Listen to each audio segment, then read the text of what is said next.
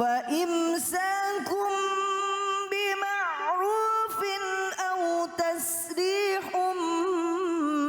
بإحسان ولا يحل لكم أن تأخذوا مما آتيتموهن شيئا إلا أن يخافا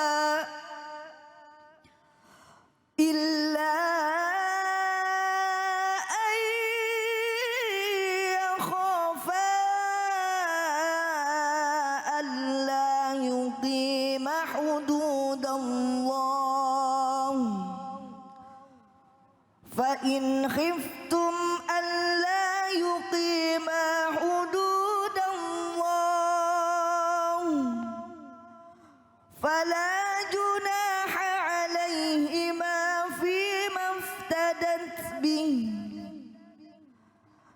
تلك حدود الله فلا تعتدوها ومن يتعد حدود الله فأولئك هم الظالمون صدق الله العظيم. Sadaqallahul azim.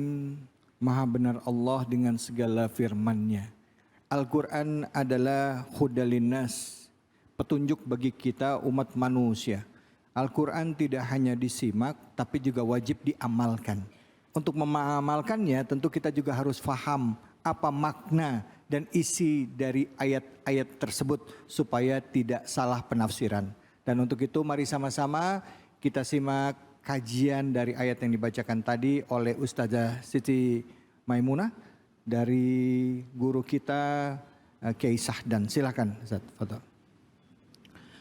Assalamualaikum warahmatullahi wabarakatuh.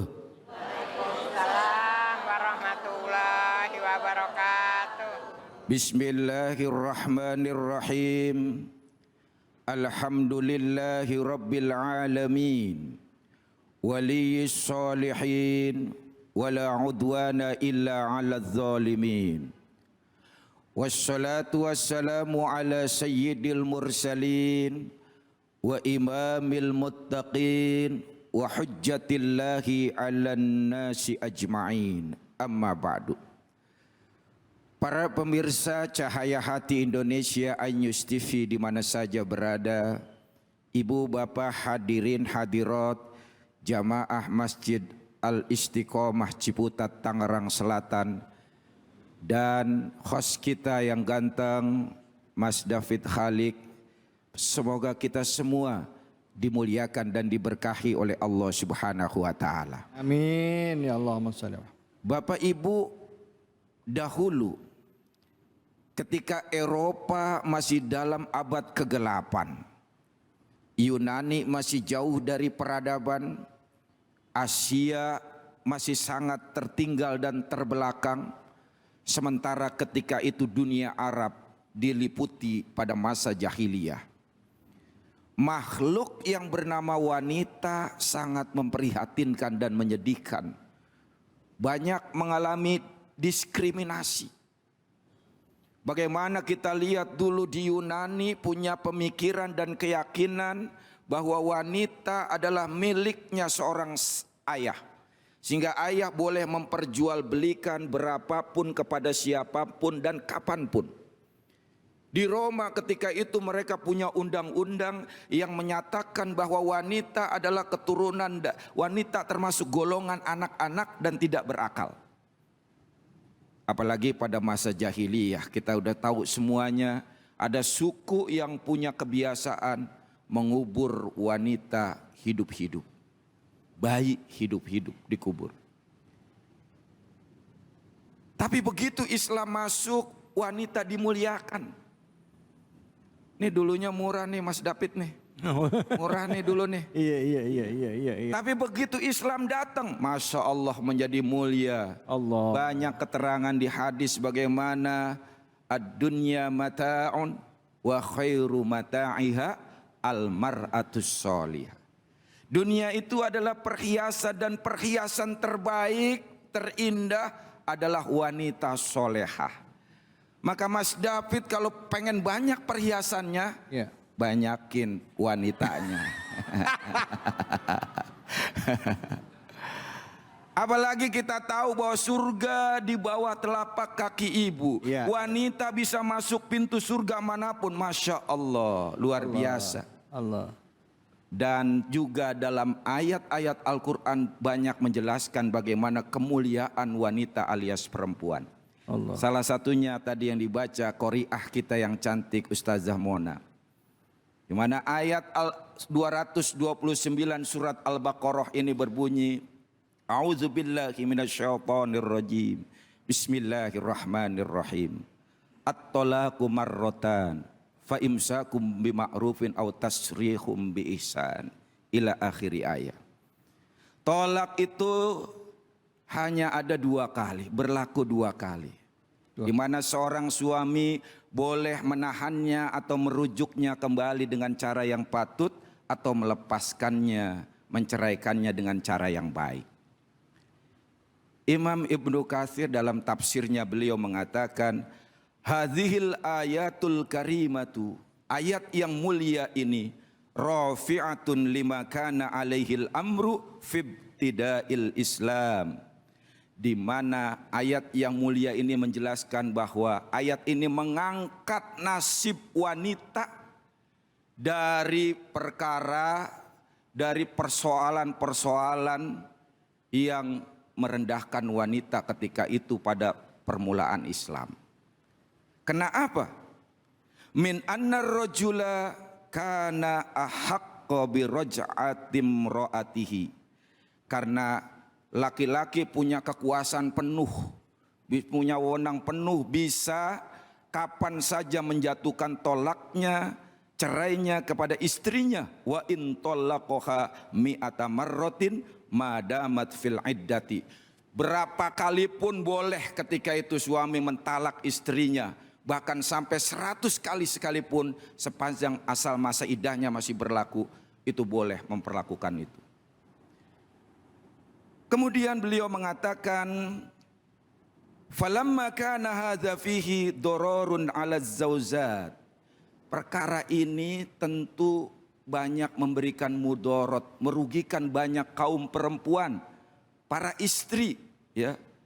Qasarahumullahu ila thalathi talqatin. Maka Allah kemudian membatasi, siapapun suaminya nggak boleh lagi tolak 1, tolak 2, tolak lagi, dikit-dikit tolak, nggak boleh. Dibatasi oleh Allah, talak itu hanya 3 kali. Di mana 3 kali ini wa abahar raj'ata fil marrati wasintain. Hanya yang boleh dirujuk tolak 1 dan 2, ya. Tapi kalau ketika suami mentalak lagi yang ketiga, wa abanaha bil kulliyati fis salisah. Allah memisahkan secara keseluruhan pada tolak yang ketiga. Ibu bapak hadirin yang dimuliakan oleh Allah Subhanahu wa taala. Karenanya seorang laki-laki jangan sembarangan, ya, mentalak istri. Allah batasi udah, nggak boleh berkali-kali lagi. Itu artinya kita dalam rumah tangga ini harus benar-benar membangun komitmen bagaimana mempertahankan rumah tangga. Jangan sekali-kali dikit-dikit masalah, sedikit tolak, masalah dikit cerai, masalah dikit minta cerai. Jangan, Bapak Ibu. Ya. Hati-hati, karena perceraian itu merusak secara keseluruhan. Banyak mudaratnya, banyak memberikan mudarat, merugikan banyak pihak. Maka Bapak Ibu yang dimuliakan oleh Allah Subhanahu wa taala, kita dianjurkan di dalam Islam bagaimana membangun rumah tangga. Nih, perempuan adalah surganya dunia. Maka itu perempuan harus berusaha membangun surga di rumah tangganya. Membangun surga dengan cara apa? Ciptakan keindahan, keharmonisan. Contoh Rasulullah, Masya Allah, beliau kalau minum bekas Sayyidah Aisyah itu dicari mana bekas bibirnya, Ustadz. Cari bekas bibirnya di mana diminum. Kalau kita kadang-kadang, Mas, bekas sampean mana, Mas? Ini, gue geli minum bekas lu. Masya Allah, jangan. Justru dicari bekas bibir istrinya diminum. Rasulullah kalau mengecup istrinya begitu mesra. Beliau sering tidur di pangkuan istrinya. Pernah mandi bareng dengan istrinya. Pernah Bu mandi bareng istrinya? Aduh, boro-boro suaminya. Ya Allah. Ciptakan kemesraan di rumah tangga. Tapi kalau nggak bisa romantis mesra gimana Pak Ustadz? Kan karakter orang beda-beda. Nggak apa-apa. Yang penting saling mempercayai, saling menghargai, ya saling kemudian menghormati. Jangan mentang-mentang ngaji siang hari ini, Rasul keluarganya romantis mesra.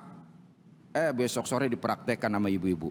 Begitu suaminya pulang, Assalamualaikum, Waalaikumsalam. Masya Allah suamiku, dirimu telah ku nanti sejak pagi hari. Aku sangat merindukanmu. I love you suamiku. Kata suaminya, lu mabok. Gak usah begitu lebay namanya. Allah. Yang jelas jangan sampai pernikahan kita berakhir perceraian. Komitmenlah antara suami istri untuk mempertahankan pernikahan selamanya abadi dunia akhirat. Amin. Amin. Ya Robbal Alamin. Terima kasih banyak Kiai. Silakan ibu-ibu yang mau bertanya langsung. Ya, saya Assalamualaikum warahmatullahi wabarakatuh. Waalaikumsalam warahmatullahi wabarakatuh. Begini ya Pak Kiai ya. Ya. Nama saya adalah Ibu Yevi.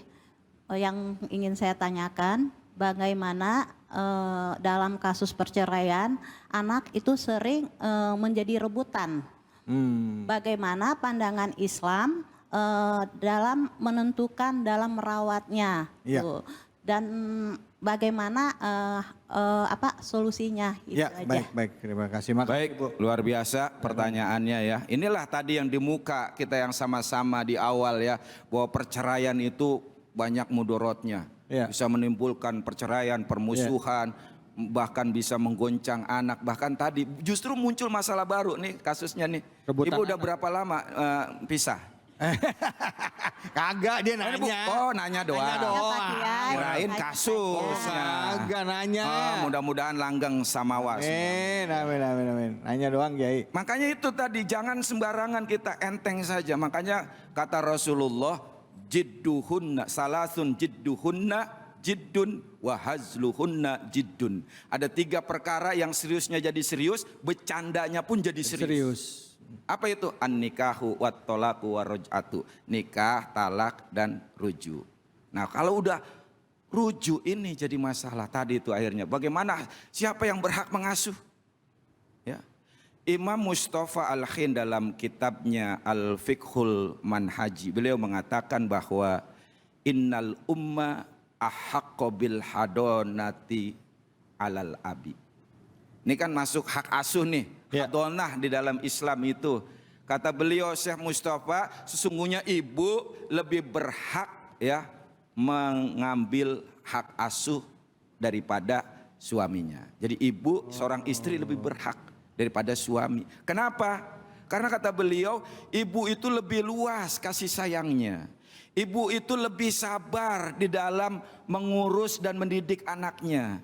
Ibu itu lebih lembut ya dalam hal pengasuhan, dalam hal mengatur anaknya, mendidik anaknya, dan ibu itu lebih mampu ya mencurahkan perasaan dan kasih sayangnya sesuai dengan kebutuhan anaknya. Kalau bapak-bapak kurang peka. Makanya itu salah satu sifat nama Allah yang namanya Rohim dititipkan ke ibu. Kalau bapak bergaulnya sama mesin, depan komputer, ke mobil, benda-benda mati, tapi ibu 24 jam bertemu dengan seorang anak. Maka itulah hak ya. Sebelum anak mumayyiz, hak itu lebih utama kepada perempuan. Kecuali ada uzur syar'i. perempuannya mabuk mulu, misalnya sering ke diskotik, ya kan, melakukan tindakan kriminal dan lain sebagainya, itu baru pindah ya hak tersebut. Kira-kira begitu Mas. Terima kasih banyak Kiai. Ya, kalau di negara kita itu ada hukumnya dan diatur di pengadilan agama, ya kan? Kalau sampai terjadi tolak dan masalah hak asuh anak. Baik, ibu-ibu, bapak-bapak sekalian dan juga pemirsa iNews dimanapun saja berada, kita akan lanjutkan lagi. Dan terima kasih banyak Kiai Sadan atas ilmunya. Hanya di sini di Cahaya Hati Indonesia. Jangan kemana-mana, kita akan rehat sejenak.